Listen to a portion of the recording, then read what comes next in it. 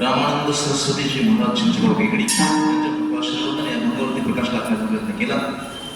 त्या अनुभवाचा अर्थ असा असेल, मी कदाचित म्हणणार नाही तुला 4 वेळेस 618 पुराण आहेत दादा, सोपं नाही करणं, अवघड कठीण काम आहे. महाराज म्हणून बोलून जायचे.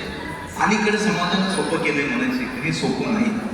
समाजानं सोपं केलं वाटचाल तिकडे जायचं नाही. झालेला अर्थ असा असेल तसा मी कदापि म्हणणार नाही. पण आपल्याही जीवनामध्ये सेवा करावी आणि ती परमार्थाची सेवा करावी आणि ती सेवा तुम्हाला महाराज भगवत प्राप्तीपर्यंत घेऊन जावी एवढी एक अपेक्षा करतो. अशी खरी सेवा आपल्या जीवनामध्ये करावी.